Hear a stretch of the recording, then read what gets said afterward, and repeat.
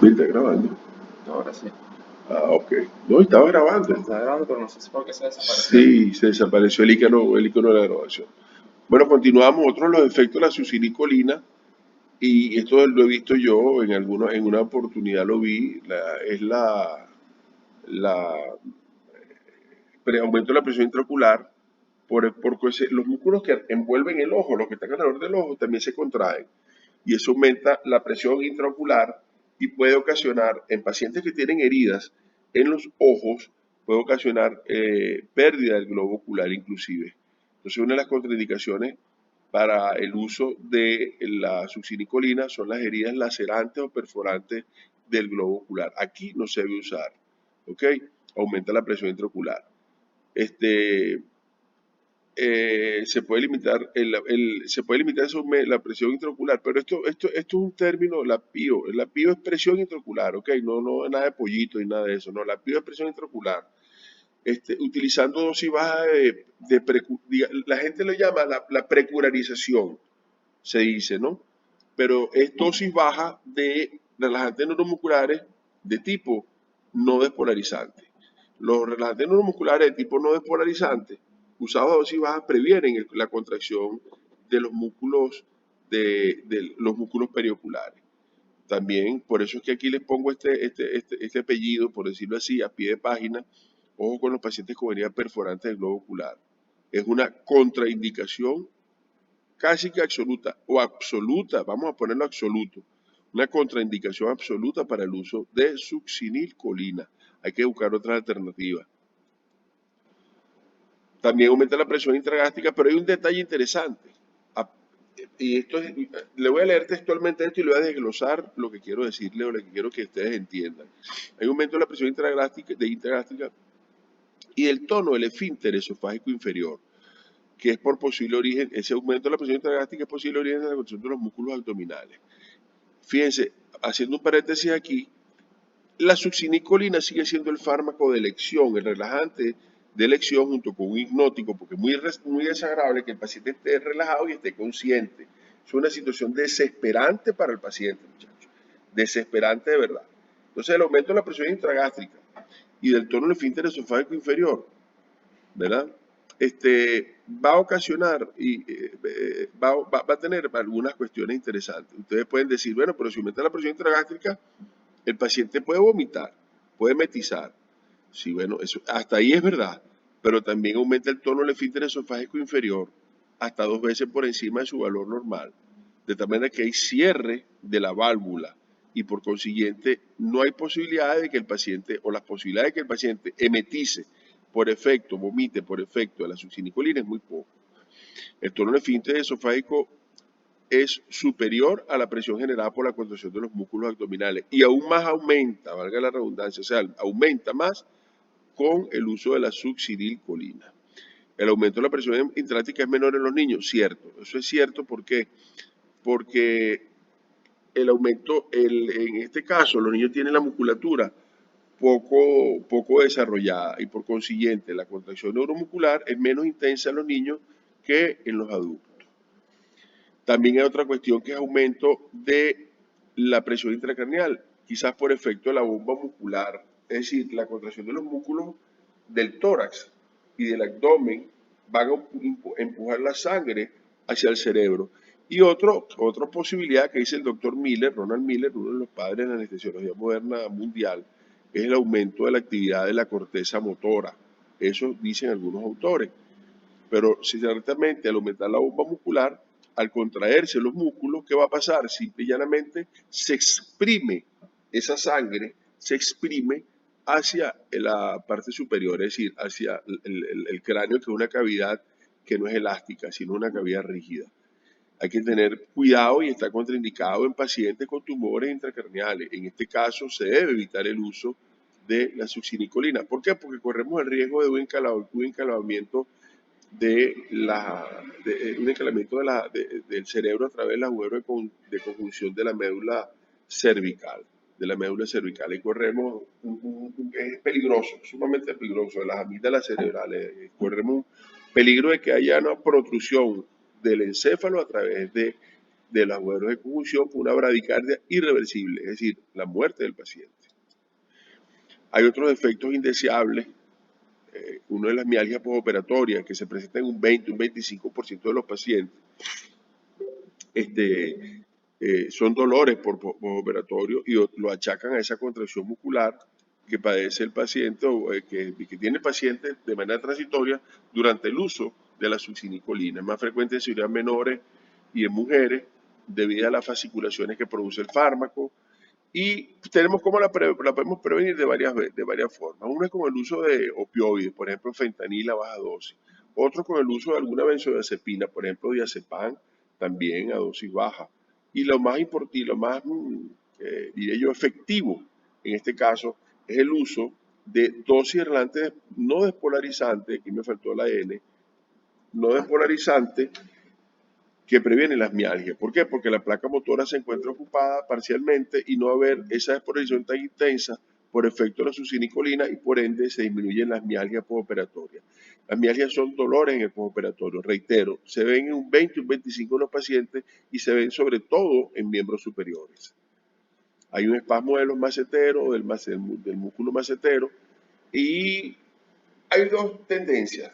Hay unos anestesiólogos como el doctor Charles Cotter que dicen que sí se relaciona con hipertermia maligna, terrible enfermedad intraoperatoria, la hipertermia maligna. Otros dicen que no se relaciona con hipertermia maligna. Pero en pacientes que tengan, que durante la intubación endotraqueal se presenta hipertermia en los maceteros, que es que no te permite abrir la boca, hay una contracción sostenida en los maceteros, hay que administrarle un relajante neuromuscular de acción, cuyo mecanismo de acción sea no despolarizante, becuronio, rocuronio, bromuro de pancuronio, para yugular esto, para eliminar esta situación e intubar la tráquea. Pero realmente la hipertermia maligna se puede asociar con espasmos en los maceteros y con las enfermedades neuromusculares. Aunque otros dicen que no siempre se asocia a ello, pero yo pienso que aquí, es mi opinión muy particular, debemos ser bien previsivos, evitando el uso de la succinicolina en pacientes con antecedentes de espasmos de macetero, que generalmente eso está en historias anestésicas. ¿Se usa para qué?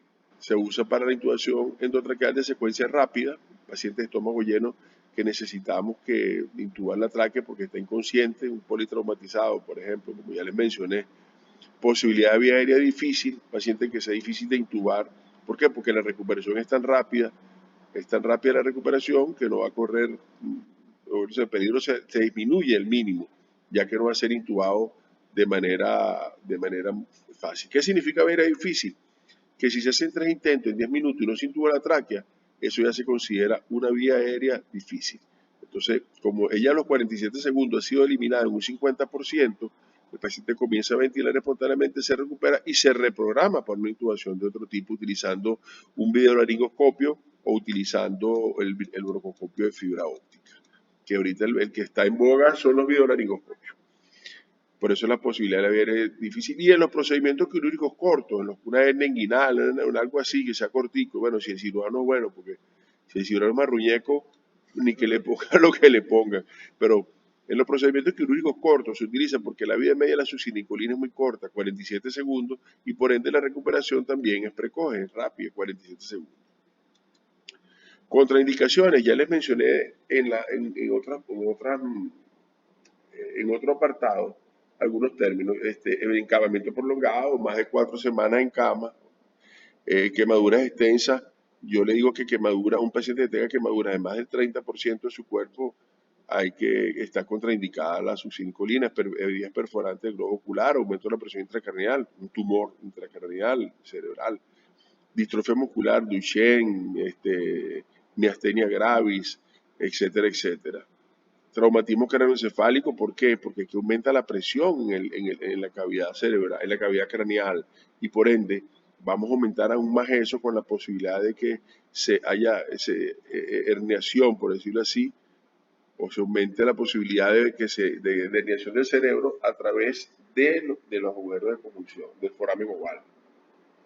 Precaución en nefrópatas con hipercalemia, lesiones medulares con denervación de varios grupos musculares, ya que aquí en esta última condición existe una exacerbación, un aumento en la densidad que persiste hasta por 1 año o 2 años por 2 años del número de receptores. Por consiguiente, es muy probable que estas personas nos hagan una hipopotasemia, estos últimos aquí, los que tienen lesiones medulares. Algo así le pasó al papá de un pelotero famoso, muy amigo nuestro, pelotero de los Leones de Caracas, en Grandes Ligas, tuvo una lesión medular, aparentemente en algún país donde lo llevaron a operar le pusieron succinicolina, hizo un shock medular, una hiperpotasemia y un shock medular y el paciente falleció. Ok. Ahora pasamos a otra gran familia, que es los relajantes neuromusculares no despolarizantes. Ellos ciertamente ahorita se usan más y con el advenimiento del Sugammadex y de otros productos, ellos han cobrado, han ocupado un lugar bien preponderante. Ellos desplazaron a la succinicolina como relajante neuromuscular. Ellos tuvieron un tiempo en desuso, algunos de ellos en los años 50. ¿Por qué? Porque no se conocía bien la fisiología de la placa motora, no se conocía muy bien y cuando se utilizaba detuvocurarina, los pacientes había un 60%, un 60-64%, eso salió publicado en la revista Anesthesiology, órgano oficial de los anestesiólogos de los Estados Unidos, los Estados de la Unión, que había un 60% más de posibilidad de muerte porque no se conocía bien el funcionamiento de la placa motora y por consiguiente los pacientes del postoperatorio se extubaban, pero tenían un efecto residual de la detuvocurarina y morían. Entonces, en el postoperatorio. Reitero, hay que ponerse 70 años atrás, ¿no? Aproximadamente de toda esta situación. Hoy en día, con el conocimiento de la fisiología, funcionamiento de la placa motora, ya ese elemento está yugulado. Son moléculas voluminosas que bloquean de manera competitiva, ¿verdad? El sitio de unión de la succinicolina. ¿Cuál sitio de unión? El receptor nicotínico. Miren, hay muchas formas de clasificar los relajantes neuromusculares. Se pueden clasificar según la duración de su tiempo, o sea, duración clínica o la duración de su acción prolongada. El típico aquí es el pancuronio, que es taquicardizante. Pancuronio lo hemos utilizado mucho y yo creo que el pancuronio va a renacer con fuerza porque los pacientes con COVID que llegaron, el COVID llegó, para nadie es un secreto que llegó y tiene tiempo ya aquí. El pancuronio, como tiene una vida prolongada, nos permite a nosotros tener el paciente intubado con un consumo disminuyendo radicalmente, porque son fármacos costosos, el consumo de fármacos relajantes neuromusculares. Tenemos la duración intermedia, el típico del becuronio que aparece en los años 80, principios de los 80, y luego aparece el rocuronio, que aparece a finales de los años 80 como prueba. El rocuronio ahorita, en este momento, creo que es el relajante neuromuscular más usado a nivel mundial. Vienen ampollas de 50 miligramos en 5 mililitros, es decir, cada mililitro contiene 10 miligramos. Están los de acción corta, como el mibacurio. El mibacurio es interesante, lo que pasa es que el mibacurio, todo lo que termina en curio, mibacurio, cisatracurio, esos son fármacos benzilisoquinolínicos y fármacos que liberan histamina, pero es muy bueno el mibacurio. Ya está aquí el mibacurio también, igual que el cisatracurio y el atracurio. Estos fármacos tienen una peculiaridad, el atracurio y el cisatracurio y el mibacurio, que son hidrolizados también, son inactivados de manera espontánea en el plasma y son también las colinesterasas con un papel importante en la inactivación de esta familia de fármacos, pero ellos son inactivados de manera espontánea en el plasma, pero son pero muy liberadores eh, de histamina. Por consiguiente, el riesgo de broncoespasmo e hipotensión severa es muy importante también, es muy frecuente y tratamos de utilizar otros. Se ve menos con el cisatracurio que con el atracurio. Es decir, se puede utilizar el cisatracurio con frecuencia en un paciente asmático. Mi respuesta es que si el paciente asmático no es severo y no está en crisis, sí lo pueden utilizar. Pero acuérdense que son fármacos histaminógenos. Recuérdense de eso, por favor. Hay otros que están aquí, que están calificados, están casi clasificados en otra familia que actúa a nivel ganglionar básicamente, son la galamina y el alcuronio. Y uno que es de acción ultracorta, que anda por ahí también ya, que es el gantacurio.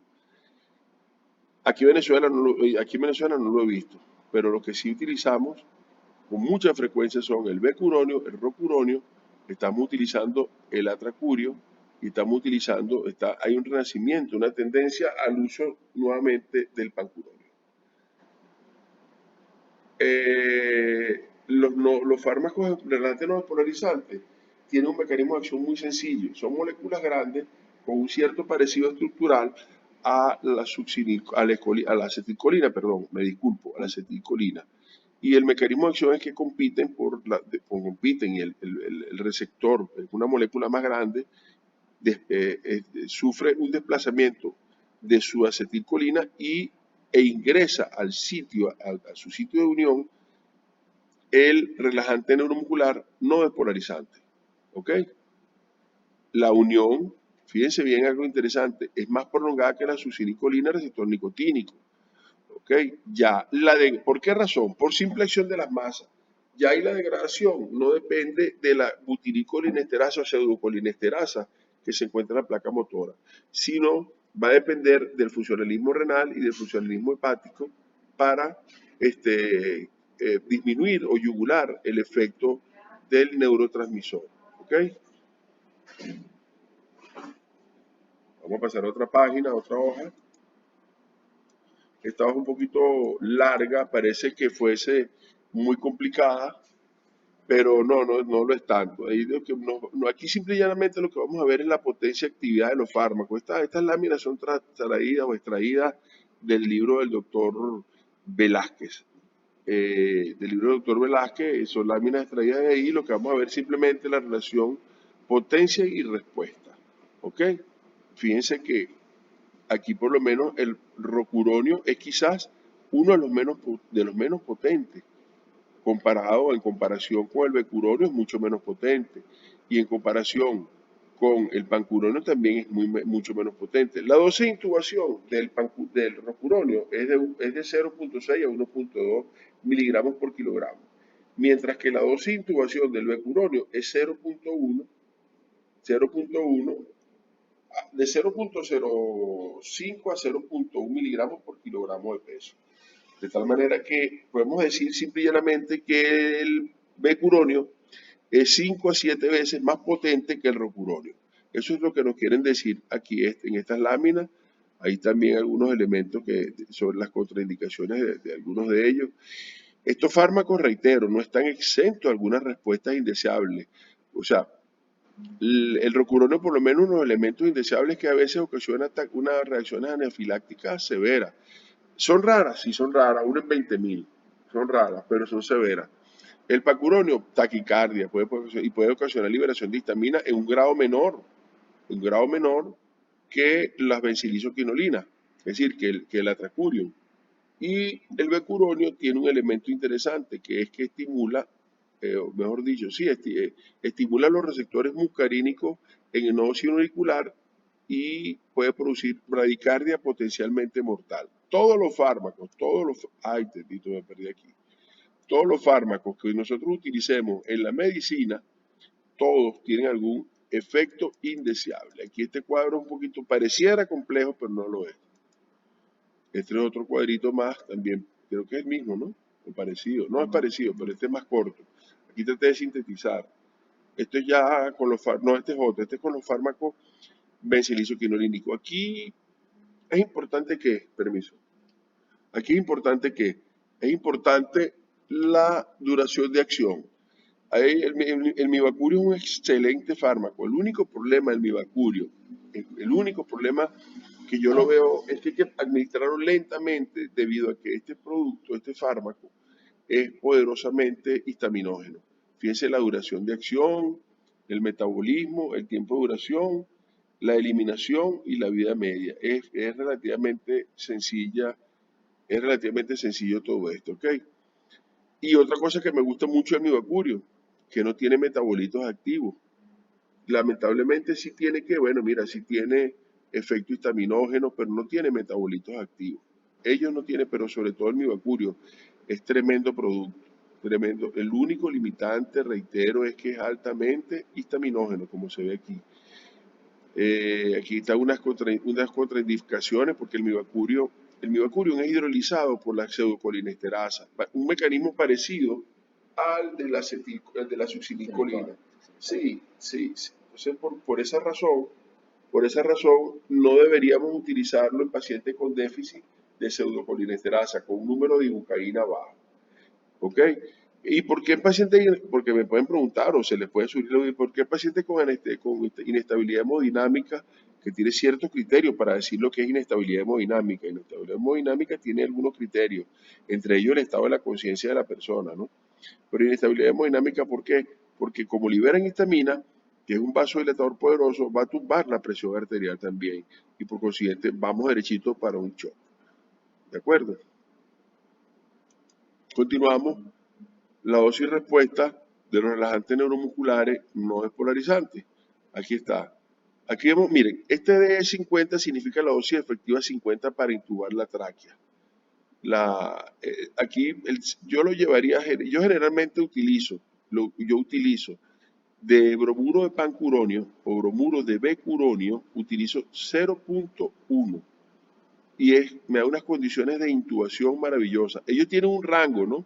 Un rango que va de 0.015 a 0.31, la dosis efectiva 50 y la dosis efectiva 95 va del becuronio. Vamos a poner este ejemplo del becuronio, 0.043 miligramos por kilogramo a 0.05. Nosotros utilizamos en anestesiología, en la práctica anestésica utilizamos este 0.01. Claro, claro está. Aquí esta dosis también se puede utilizar, pueden tomarla como ejemplo, que sería más o menos el 30% de lo que utilizamos para la tráquea, para intubar la tráquea, lo podemos utilizar también para el mantenimiento de la anestesia. Aquí está el tiempo de duración, repetimos que el mibacurio es de acción muy corta, ultracorta el gantacurio que anda por ahí dando vueltas ya. Aquí vemos la dosis de intubación. Fíjense, estos fármacos tienen un comportamiento bien importante, ¿no?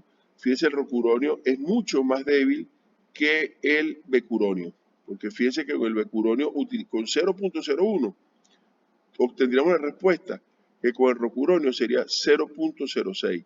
Repito, yo utilizo generalmente para intubar la tráquea 0.6 miligramos por kilogramo y de becuronio para intubar la tráquea 0.1 miligramos. Y para mantenimiento cuando utilizo el 30% de la dosis de intubación endotraqueal. Aquí vemos algo interesante. Generalmente nosotros tenemos que monitorizar, sí, es un deber, es práctica anestésica, debemos monitorizar el estatus del paciente que está sometido o que está recibiendo anestesia general y por ende está recibiendo algún anestésico, algún relajante neuromuscular. Aquí tenemos las concentraciones que nos van a producir la parálisis del músculo aductor del pulgar, que es 1.18 microgramos por mililitro. ¿Por qué seleccionamos la parálisis del aductor del pulgar? Porque el comportamiento fisiológico, el funcionamiento del aductor del pulgar a estas concentraciones se asemeja mucho al músculo diafragmático, al diafragma. ¿Ok? El tiempo de eliminación es este que está aquí, que estamos viendo, este fármaco, ya va, para este fármaco determinado. Fíjense, pero aquí lo importante es el número de Hills. El número de Hills que nos representa a nosotros, la cantidad de fármaco que hay unido al receptor, el coeficiente de Hill, la cantidad de fármaco y la respuesta que hay. Eso es simple y llanamente la ley de acción de las masas. El aductor del pulgar, fíjense que aquí tiene un compartimiento punteado muy parecido al aductor del pulgar, músculo X. ¿Cuál músculo X? En este caso utilizamos el diafragma. Son parecidos. A mayor concentración hay mayor parálisis hasta que se encuentra en este nivel, donde hay un 100%, ¿verdad?, de parálisis, por decirlo así, en un tiempo determinado. Tienen mucho parecido ambos músculos. Por eso es que cuando monitoreamos y utilizamos el aparatico para monitorear, que va el estimulante de nervio periférico, el estimulador de nervio periférico que se coloca en el aductor del pulgar, es por esa razón, por el parecido farmacodinámico al diafragma. Vamos a poner esto un poquito más grande. ¿Cómo se puede? Aquí está. Ok. Este es de la lámina. No, esta. Esta es como se aquí. Bueno, un poquito más grande para que se vea algo aquí. Bueno, aquí seguimos con lo mismo. Fíjense, el metabolismo de eliminación de manera más general, el metabolismo renal, es poquito en el riñón. Aquí lo que nos tiene que preocupar a nosotros, del uso de la succinilcolina, es el estatus que representa un 99%, 98% del metabolismo e hidrólisis de la acetilcolina, del gantacurio, que es ultracorto, también es un metabolismo que depende de las esterasas plasmáticas, y el mibacurio también depende de las esterasas plasmáticas. El atracurio, eliminación de Hoffman, es decir, hidrólisis de ésteres e hidrólisis espontánea. ¿Tiene alguna relación con la esterasa plasmática? Sí, pero más relación tiene mi bacurio.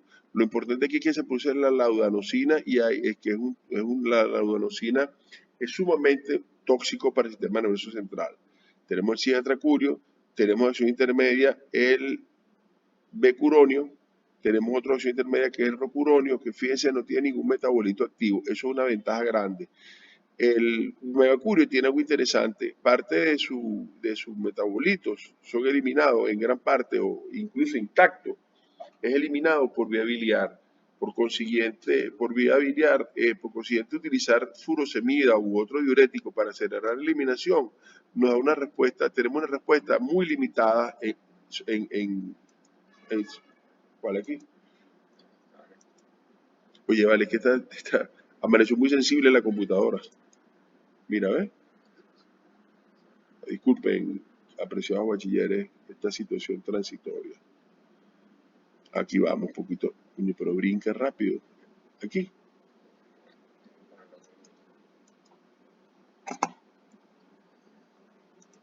Ok. ¿Viste que...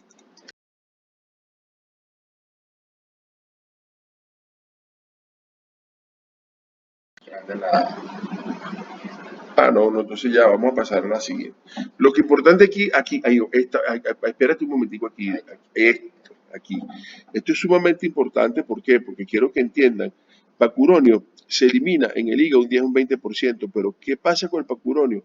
Su eliminación es sobre todo renal, por eso la insuficiencia renal se acumula. Aquí se aplica que si tiene un paciente con un bloqueo prolongado por pacuronio, pueden administrar furosemida. El rocuronio tiene una eliminación hepatobiliar y en orina un 10 un 20%. También aplica, pero de manera muy, muy, muy insignificante, por decirlo así. Sí te va a ayudar, pero básicamente su eliminación es hepatobiliar. Donde sí es importante el funcionamiento renal para los no despolarizantes es con el pancuronio. ¿Ok? Ahora lo ponemos más pequeño.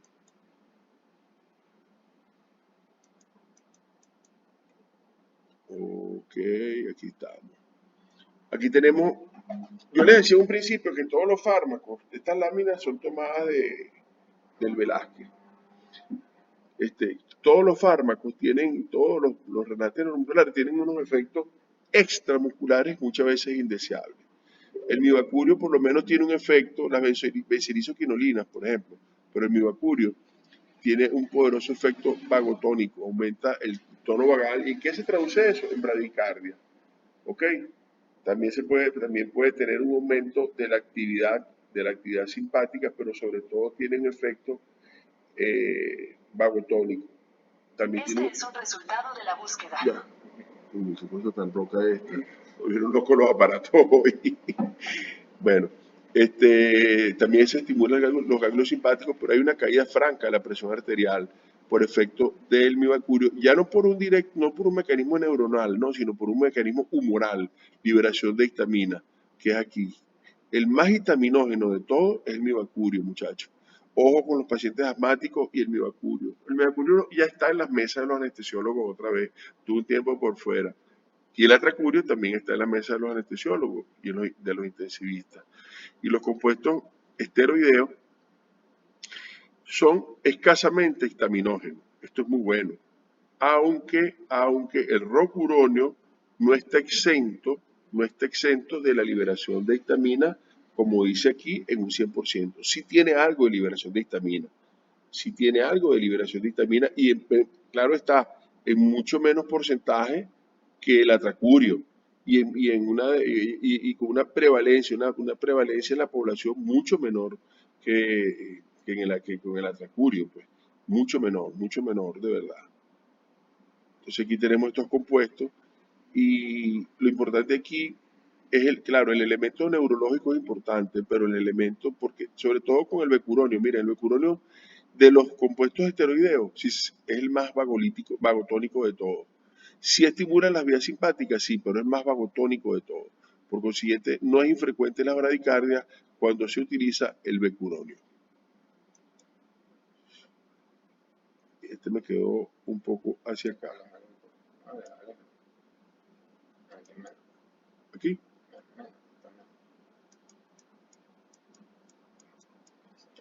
Oye, aquí se ve mucho mejor, gracias. Ok, el sistema nervioso autónomo, tenemos algunos efectos. Sobre los estímulos de la succinicolina, sí, los estimula. Los receptores muscarínicos cardíacos los estimula, que yo les decía a ustedes, que puede ocasionar bradicardia. Y existe también una liberación de histamina ligera en algunos pacientes. No es tan preocupante como con los bencilisoquinolínicos, como por ejemplo con el mibacurio, que ya les decía que aquí no hay una liberación ligera, aquí hay una gran liberación de histamina. ¿Cómo sabemos nosotros que el mibacurio liberó histamina o el atracurio o el cisatracurio, que dice que el cisatracurio no libera histamina? No libera histamina tanto como el atracurio, que es la molécula original, pero sí libera histamina. Cuando se usan estos fármacos y el paciente está en UCI, por ejemplo, pues está intubado, se usan estos fármacos o para intubar la tráquea, se va a ver un rash en la región torácica superior del paciente. ¿Cómo se puede manifestar también? Bueno, con todos los efectos que ustedes le conocen a la succinicolina, con bradicardia, hipotensión o taquicardia refleja y puede ocasionar también un broncoespasmo importante. Por eso los pacientes asmáticos tienen que tener mucho cuidado con esta familia de fármacos. Los compuestos aminoesteroideos, aquí vemos que no tienen ningún efecto. Fíjense, diríamos de alguna manera, son tiene menos efectos indeseables sobre el sistema nervioso autonómico, sobre el sistema nervioso autónomo. A pesar de que el becuronio, les repito, estimula las vías vagales y estimula los receptores muscarínicos del corazón, produciendo bradicardia que responde a la atropina la mayoría de las veces, pero bradicardia que a veces pone a temblar a cualquiera.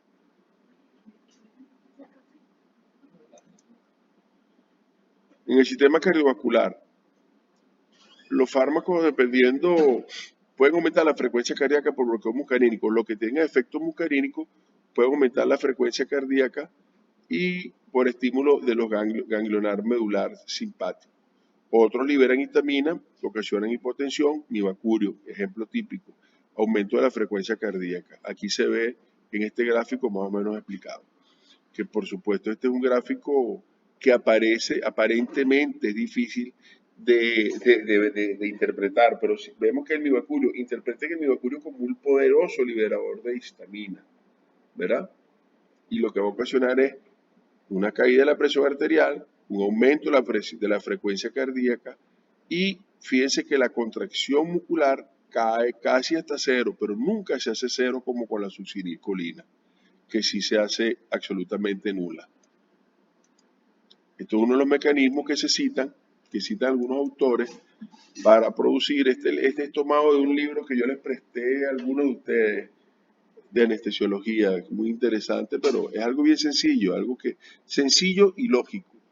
Muchos de ellos ocasionan ruptura del mastocito. La ruptura del mastocito que libera histamina. La histamina que hace estimular los receptores muscarínicos M3 y M2 a nivel de los bronquios, ¿verdad? Y eso que ocasiona, bueno, ocasiona simple y llanamente, sobre todo con los bencilisoquinolínicos, ocasiona broncoespasmo. Además pueden estimular los receptores M2 responsables de la liberación de hiscolina. Bueno, aquí está, aquí se ve. Es decir, estimulan los receptores M2, aumentando la liberación de acetilcolina que puede ocasionar también broncoconstricción y aumenta también la actividad de los mastocitos rompiendo los mastocitos, rompiendo los mastocitos y liberando histamina. Eso se ve sobre todo con la bencilioquinolínica. Hay un mecanismo humoral y agregado, que es que también los bencilioquinolinas, miabacurio, atracurio, etcétera, liberan o despegan, vamos a utilizar un término un poco coloquial, pero no deja de ser práctico, despegan la IgG fijada a los mastocitos, produciendo broncoespasmo también. Las interacciones medicamentosas con otros relajantes neuromusculares no despolarizantes aditivas, es decir, se suma. Si ustedes quieren utilizar un relajante neuromuscular y prolongar su efecto, mézclenlo. Mezclando, por ejemplo, una mezcla típica, becuronio con rocuronio o becuronio con pacuronio, aumentan hasta un 30% la durabilidad y aceleran hasta un 15% la aparición de los efectos relajantes de los fármacos. Pueden aumentar la afinidad. Esta es la afinidad, eso se llama efecto wow, no como los perros, wow que ladran, no, wow y wow, padre e hijo, con W, wow y wow, W-A-U-T, wow y wow. Esto combinado aumenta la afinidad del receptor por estos fármacos y se usan las dos impregnaciones, entonces estos aumentan la afinidad, el receptor aumenta su afinidad por dichos fármacos. Cuando se administran dosis de cebado, que llaman dosis priming, que sería un 10% de la dosis que se usa para la intubación de la tráquea. Esto es bueno, sí son buenos, sí, porque disminuyen los efectos cardiovasculares que tienen por individual cada uno de estos fármacos. Con succinicolina disminuyen las fasciculaciones, ya lo habíamos conversado, es decir, el uso de dosis bajas de relajantes neuromusculares no despolarizantes disminuye las fasciculaciones y disminuyen también la hiperpotasemia, pero pueden prolongar el bloqueo motor de los fármacos no despolarizantes cuando se combina la succinicolina con los relajantes neuromusculares no despolarizantes, por ejemplo con el rocuronio. Mucho cuidado con esto. Fíjense en esa idea. Ok, aquí tenemos algunas interacciones medicamentosas que lo vamos a ver con frecuencia.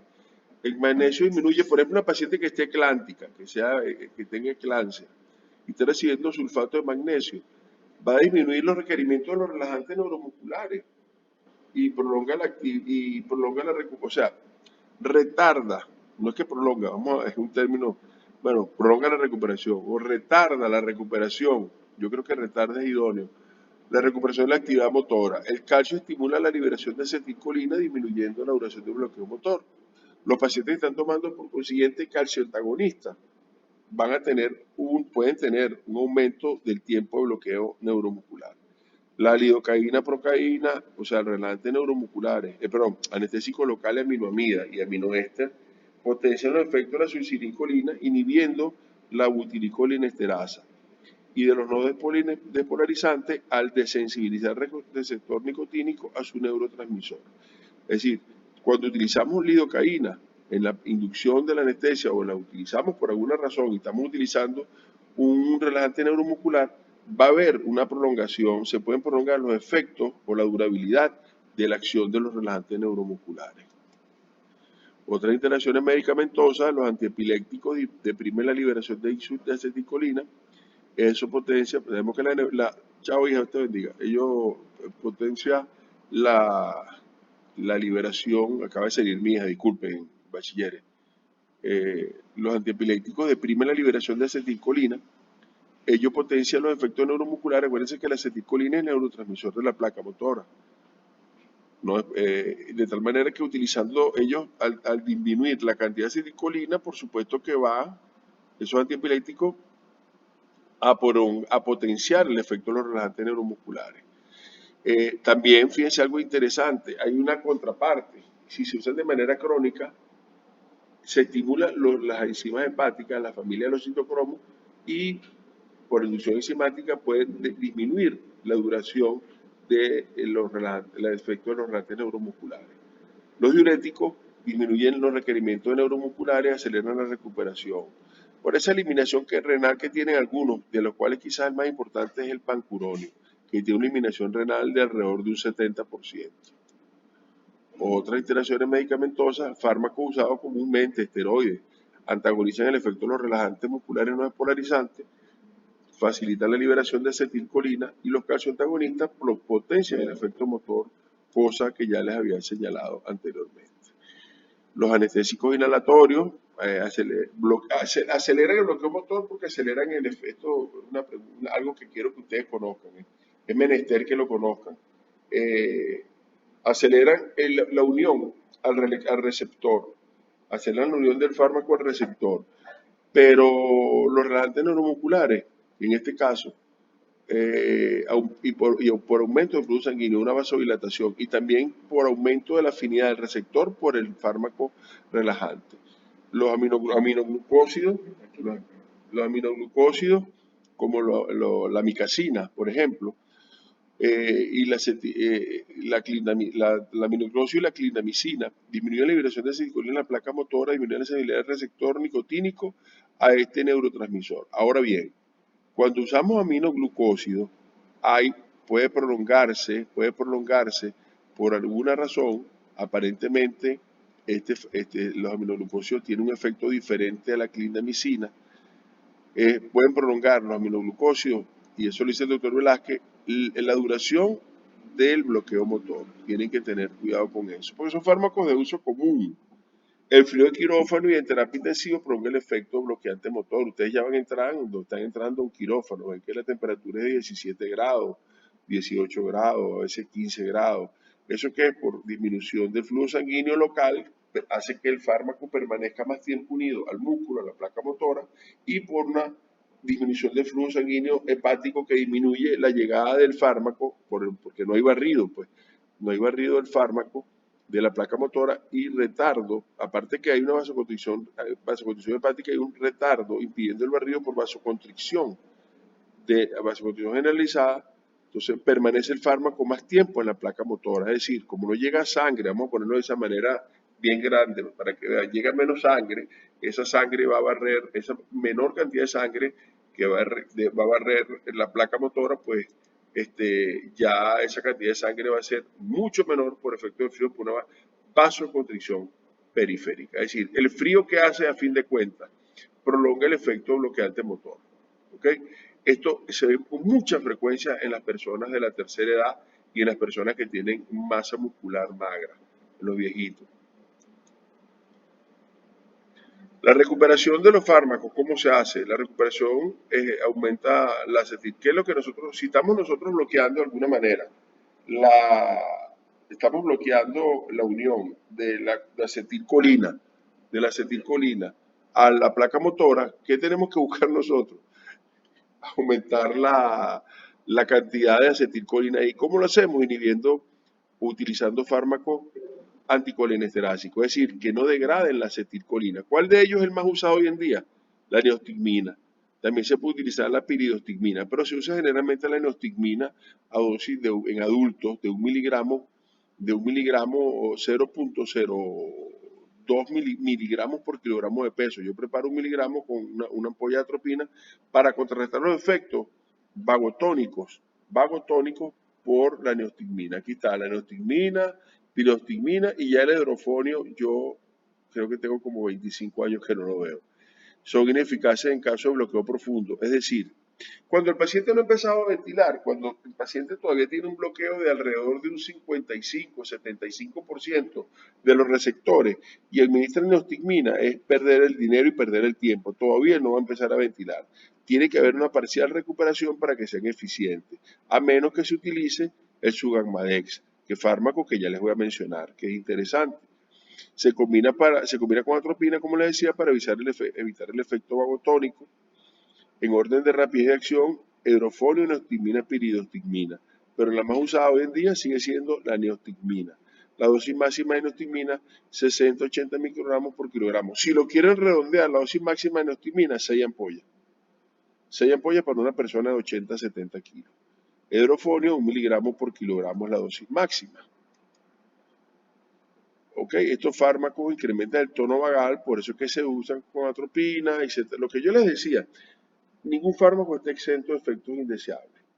Entonces se utilizan mezclados con atropina para evitar la bradicardia severa que pueden producir.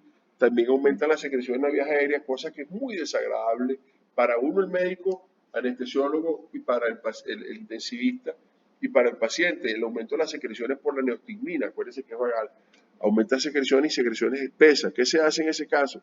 Se utiliza la atropina para disminuir dichas secreciones, se aspira al paciente y se extuba posteriormente. Se relaciona con náusea y vómito y la hipotermia disminuye la eliminación del fármaco. Ya vimos por qué disminuye la eliminación del fármaco.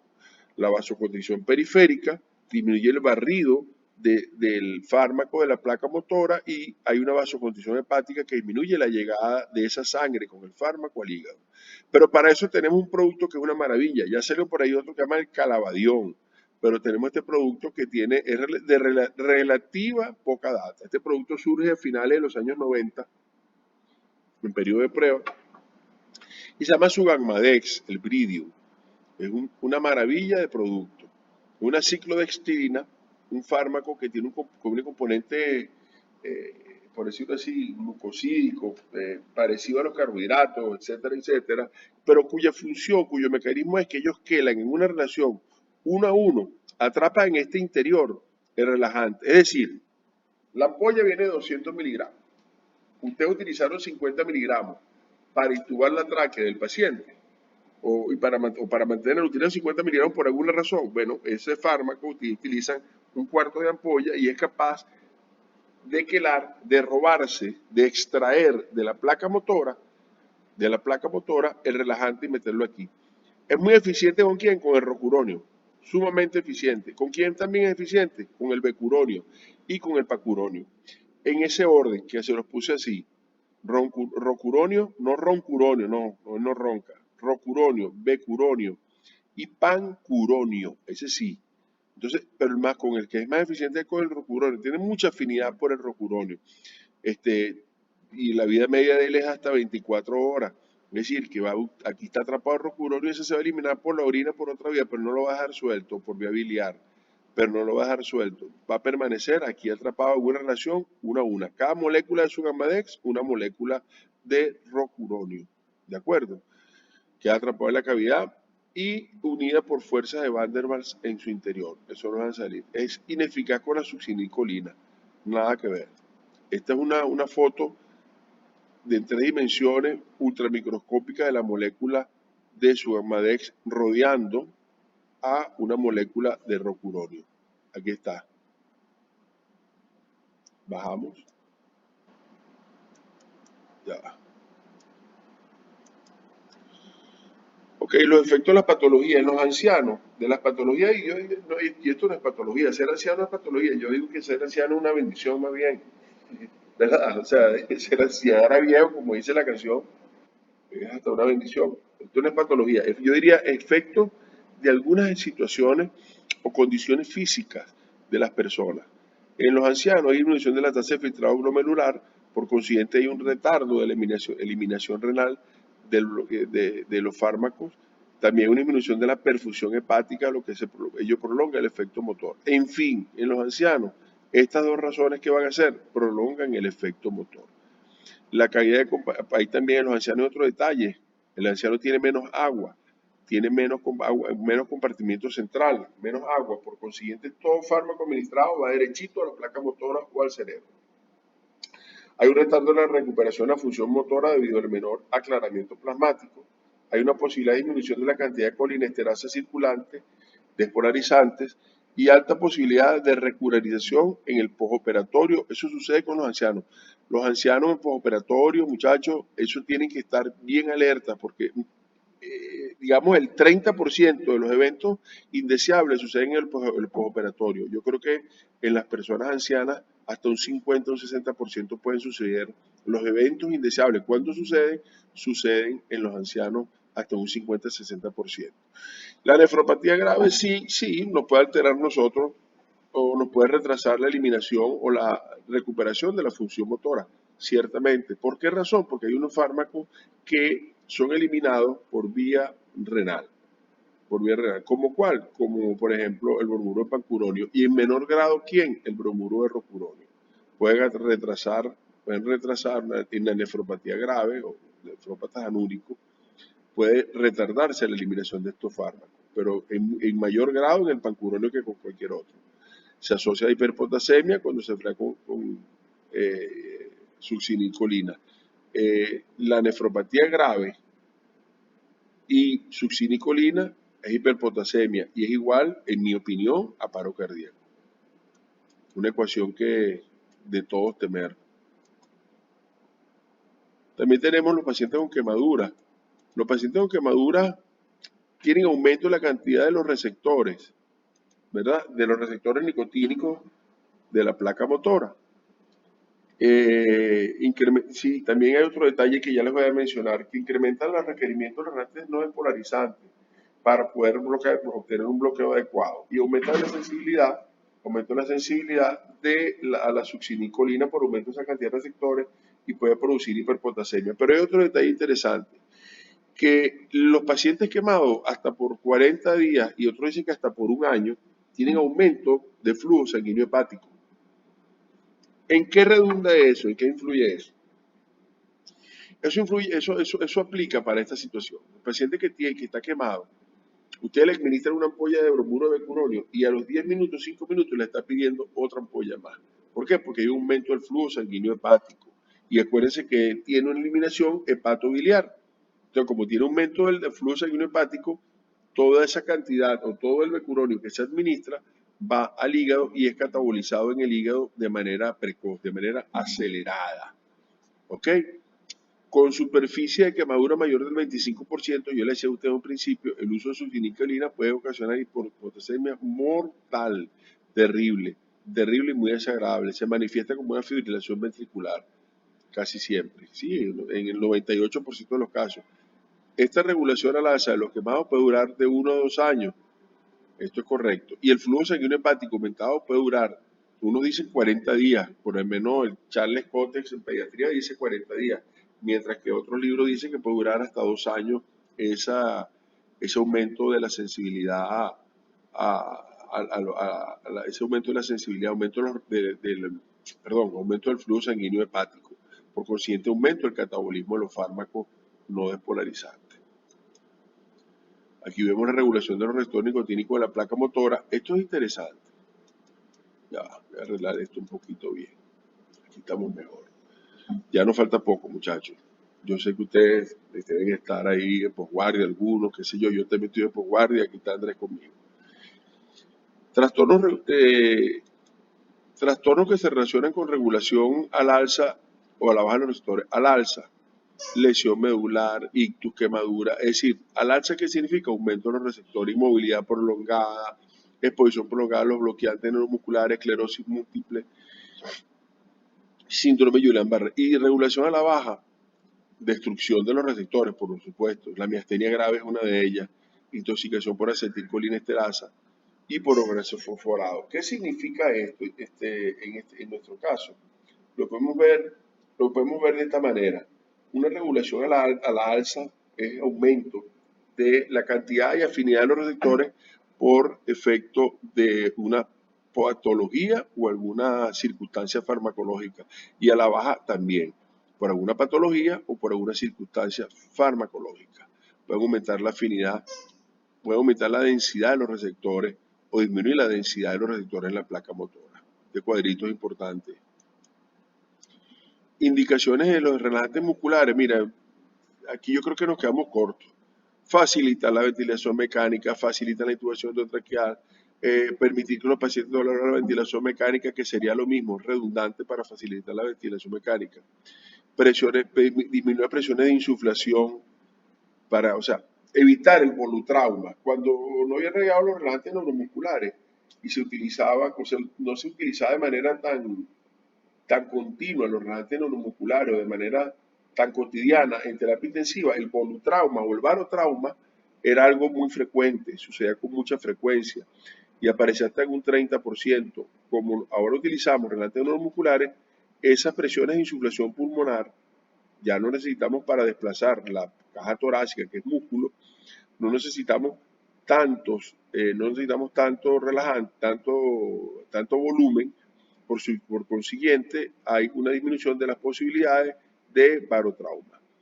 La hiperventilación por hipertensión endocranial también facilita los procedimientos diagnósticos y terapéuticos en el tétano, estatus epiléptico, Ajá, reducen el consumo de oxígeno, ¿cierto? Evitar la tiritona, reducir el trabajo respiratorio, sobre todo reducir el trabajo respiratorio, pero ¿de quién? Del paciente, no, del aparato, del ventilador mecánico. Ok, el paciente está supuestamente pegado, esto es en unidades de cuidado intensivo, no pierdan de vista esto, ¿de acuerdo? Aquí este cuadrito está medio menos, ¿verdad? Para que sea mejor. Complicación de la parálisis en unidad de cuidado intensivo. Bueno, sobre todo hay algo muy interesante, que esto ya escapa un poquito al tema de farmacología, pero cuando el paciente está agitado y está, o sea, no tiene otra sedación adecuada, o sea, o analgesia, una sedación adecuada, va a pelear con el ventilador y eso lo hace más proclive al barotrauma cuando usamos también de manera inadecuada los relajantes neuromusculares. Hay complicaciones por inamovilidad, la trombosis venosa profunda, etcétera, etcétera. Pero esto ya escapa un poco al tema, sino que simplemente quería que vieran de manera muy somera que el paciente que está intubado recibiendo relajantes neuromusculares, a pesar de que está paralizado, tiene una serie de complicaciones que no son de desestimar, ¿no? Son de estimar, que está en este cuadro enmarcado. Esto sí nos interesa, que es la debilidad neuromuscular residual o el bloqueo, podemos decirle también bloqueo neuromuscular residual, que es cuando ya el paciente comienza a ventilar, es extubado en la unidad de cuidado postoperatorio, el paciente es extubado y presenta un síntoma de hipoventilación pulmonar. ¿Ok? Esa debilidad neuromuscular sucede en algunos elementos interesantes, ¿no? En la unidad de cuidado intensivo. Por eso es que es bueno tener siempre un ventilador en el postoperatorio disponible de manera inmediata. Puede haber una encefalopatía séptica, unas grandes intervenciones quirúrgicas que sean de muy alto, digamos, donde se utilizó, de muy larga duración, donde se utilizaron grandes cantidades de relajantes. Esa circunstancia nos puede ocasionar un bloqueo neuromuscular residual o alguna patología como la miastenia gravis, donde la densidad de los receptores está disminuida, o alguna otra circunstancia. Aquí se deficia maltana ácida, eso yo no viene al caso, pero por ejemplo los pacientes que se utilizaron cirugías de larga duración, donde se utilizaron grandes cantidades de relajantes neuromusculares, tienen que estar alerta siempre, ustedes que van a estar en un quirófano, con el bloqueo residual. Ahora vamos a ver unos fármacos, muchachos. No sé si nos tomamos un break. ¿Ese es tu, Andrés? ¿Usted qué? No, yo puedo seguir si usted. Sí, porque ya lo que queda son las Sí, temprano. sí, quedan 6 láminas. Vamos a ver estas 6 láminas para terminar. Vamos a verlas. Bueno, era necesario hacer esta clase, dar esta clase de esta manera, de no perder más tiempo. Yo sé que estamos adelantados en relación a otros grupos. Ya recibí las hojas de Andrés para el examen. Esta semana que viene debo comenzar la impresión del mismo. Bueno, para la semana que viene arriba El 4, es correcto, vamos a tener la prueba. La prueba que va a incluir anestésicos locales e hipnosedantes. Relajantes neuromusculares y otra partecita más de hipnosedantes y anestésicos locales en menor cuantía van a ir en la segunda prueba, que sería el final.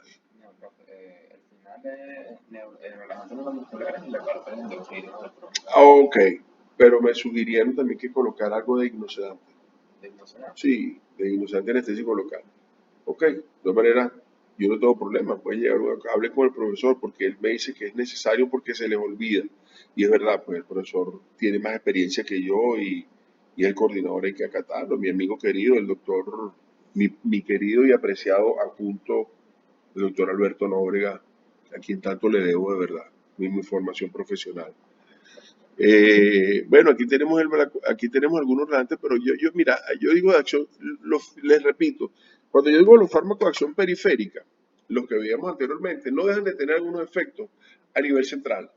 Por ejemplo, la médula espinal, ese sistema nervioso central. Pero para diferenciarlo de esta familia de fármacos que tiene un efecto básicamente central con manifestaciones periféricas, yo los dividí en fármacos relajantes neuromusculares o fármacos relajantes musculares de acción periférica y central. Uno de ellos es el baclofeno. tiene un parecido al GABA, al ácido gamma-aminobutírico, que el gamma-aminobutírico ocasiona hiperpolarización cuando es estimulado, hiperpolariza las membranas e hiperpolariza las vías motoras también. Disminuye la actividad de los centros motores, ¿verdad? Porque hiperpolariza, es decir, él aumenta la conductancia al cloruro. ¿A quién le recuerda esto? A las benzodiazepinas, al tiopental sódico, a los hipnosedantes. Por eso es que los hipnosedantes también, como ya vamos a ver uno de ellos, disminuyen la actividad de la corteza motora porque son GABAéricos e hiperpolarizan la corteza, parte o áreas de la corteza motora. Se absorbe bien por vía oral, de una medida media de 3 a 4 horas, es decir, lo pueden dar cada 8 horas. Eso sí, el baclofeno y casi todos estos fármacos producen somnolencia. ¿Qué hay que advertirle a estos pacientes? El riesgo de manejar y tomar licor, cuando se ingieran estos medicamentos. Tiene una eliminación renal, ojo con pacientes nefrópatas, porque solamente el 15% es de eliminación hepática. La dosis máxima por la vida media se reparte en 4 dosis, pero de 80 miligramos al día en una persona adulta de 80 kilos. Tiene efectos adversos, sí, como todo. Somnolencia, mareo y debilidad. Es muy marcada la debilidad cuando se usa baclofeno. Tienen que tener mucho cuidado, baclofeno. Y ataxia también. Puede producir confusión mental a dosis muy elevada, más de 240 miligramos al día, convulsiones, depresión respiratoria y coma. Se puede usar por vía subaracnoidea en algunas ocasiones. Yo no lo aconsejo, yo aconsejo más bien vía oral. Buenos resultados en el tratamiento de la espasticidad severa. Aquí hablamos anteriormente de que todo lo que potencie la transmisión GABAérrica, que aquí la vemos, todo lo que la potencie va a disminuir el tono muscular. Las benzodiazepinas, entre ellos vamos a poner el típico ejemplo, el diazepam, es una benzodiazepina de acción prolongada, facilita la neurotransmisión GABAérrica, y inhibe la transmisión presináptica también. Pero sobre todo, este es su principal mecanismo de acción, GABAérgico y glicinérgico. Es que con el tiempo han surgido tantos neurotransmisores, sustancia P, pectionatriurético, yo no sé, pero entonces la glicina también, incluso el ATP, hay algunos autores que lo consideran como un neurotransmisor ya. La adenosina. Sí, la adenosina se considera neurotransmisor. Entonces inhibe la transmisión, básicamente la transmisión GABAérgica y glicinérgica en la médula espinal, sobre todo en la médula actúa el diazepam. También actúa en la corteza motora, sí, en las zonas efectoras de la corteza motora. Tiene buenos resultados incluso con pacientes con sección medular. La dosis viene en presentaciones también de 5 a 10 miligramos por tableta y en ampollas de 5 y 10 miligramos, pero la dosis de 5 a 10 miligramos día. Tiene metabolitos activos como el oxazepam, cuidado con esto porque tiene esos metabolitos, puede durar en sangre hasta 48 o 72 horas. La retirada es progresiva para evitar una ansiedad de rebote increíble que le da a los pacientes. El síntoma de abstinencia de la benzodiazepina, que es increíble, le da agitación, insomnio, ansiedad, hipertensión muscular y pueden llegar a intentos de suicidio. Por eso es que cuando suministran diazepam o el prazolam a los pacientes tienen que retirarlo progresivamente. Ok, relajante, aquí nos faltó la M. Ya la colocamos, fácil de resolver esta situación. Otro relajante es la tizanidina. Está relacionado con los alfa-2 adrenérgicos. ¿Cuáles son los alfa-2 adrenérgicos? La clonidina, ¿verdad? Se une a estos receptores a nivel espinal y supraespinal, potencia la acción de los AINE. Tiene un efecto sedante, pero menor que el diazepam y el baclofeno.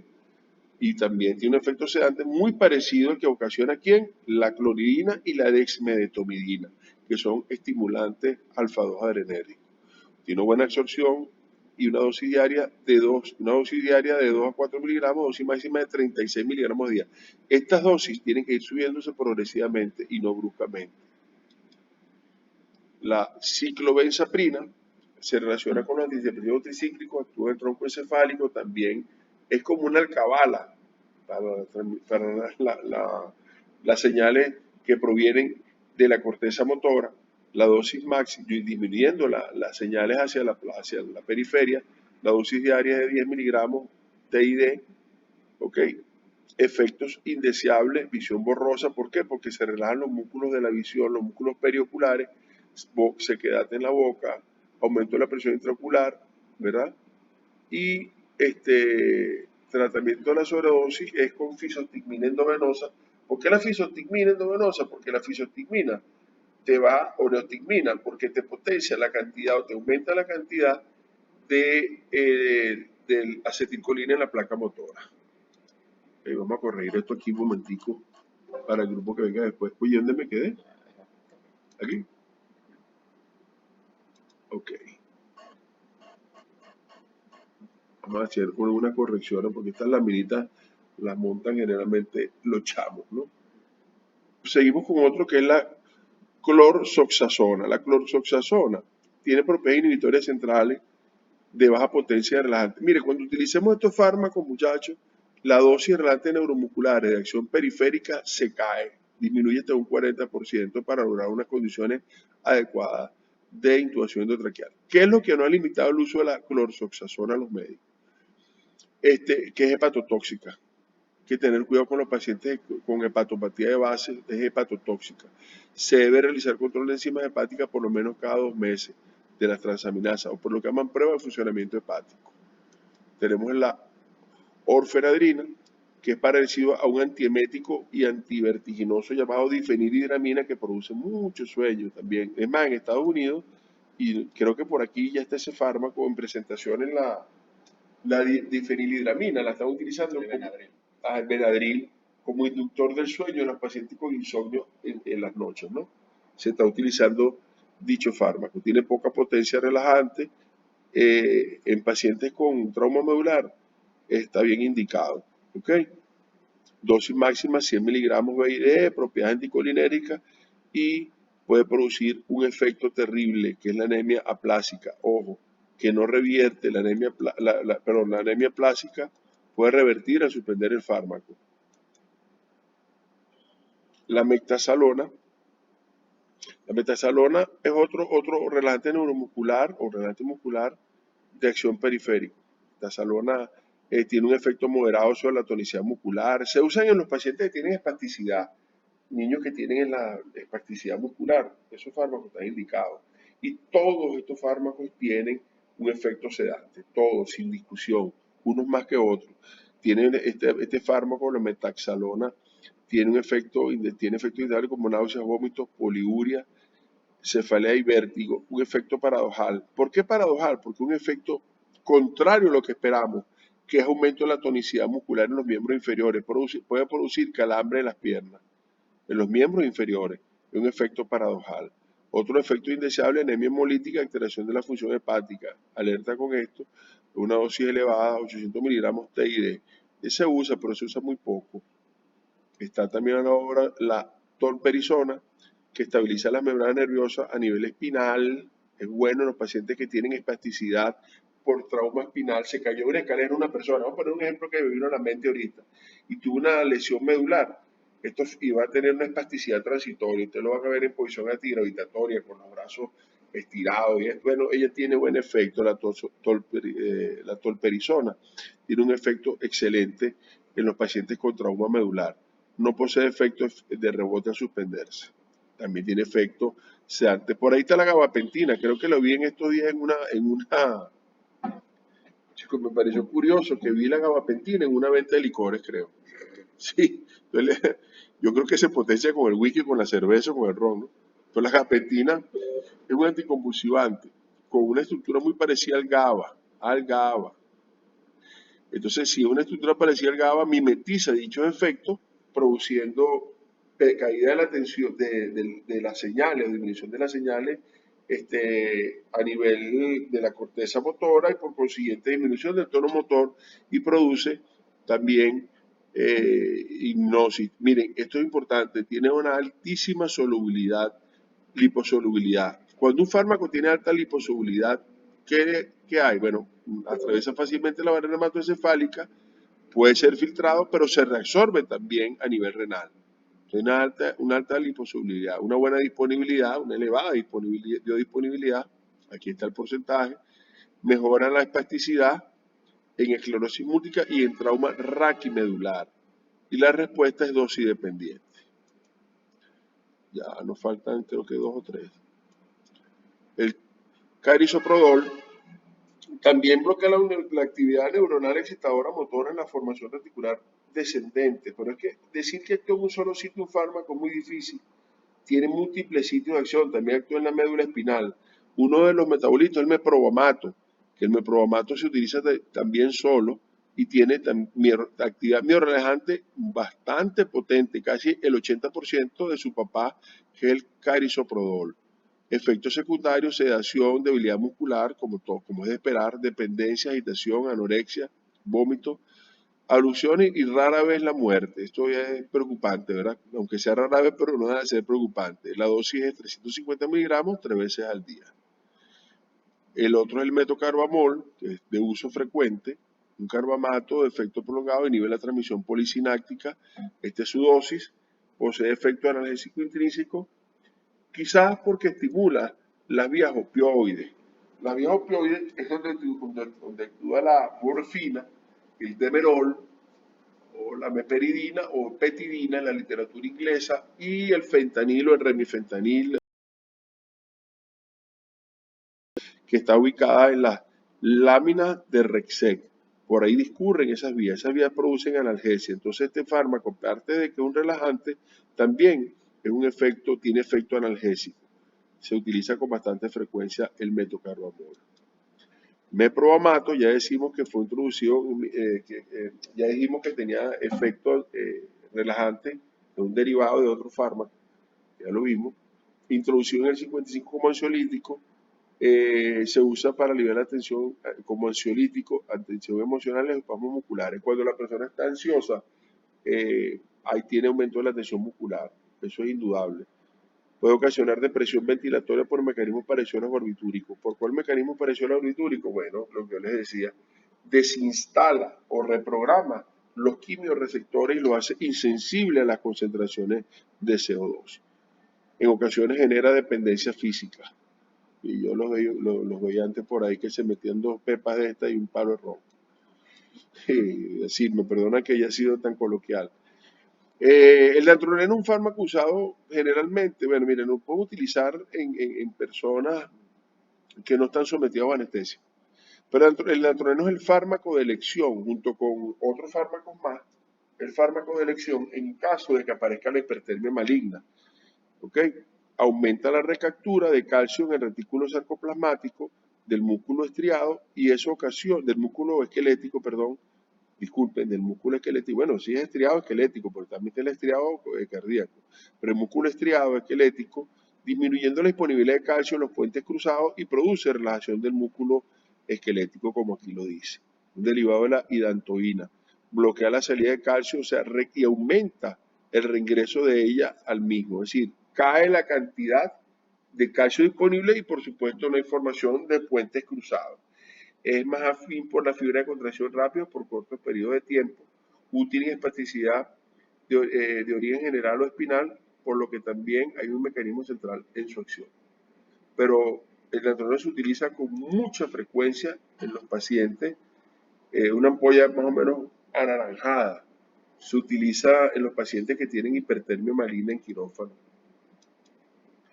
Aquí está el dantroleno, la dosis de impregnación son 3 ampollas, un adulto, y luego se continúa una infusión en casos agudos. Ahora, endovenoso, en caso de pacientes que tienen espasticidad muscular, de niños que tienen problemas de espasticidad o hipertonicidad en los miembros superiores, los miembros inferiores, se puede dar 25 miligramos al día vía oral. Se puede aumentar, o sea, la dosis sería alrededor de 0.3 miligramos por kilogramo de peso en niños vía oral y se puede ir aumentando la dosis hasta 100 miligramos 4 veces al día de dicho producto. La absorción oral es regular, por eso es que nosotros no utilizamos eso vía oral, nosotros lo utilizamos, por supuesto, con un paciente dormido, vía endovenosa. En forma de la sal 70%, sobre el intestino delgado se alcanza el pico a las 3 o 6 horas, tarda un poquito en alcanzarse, la absorción no es muy buena vía oral, pero no deja de ser malo, pero tiene otras opciones, yo votaría por otras opciones, ¿no?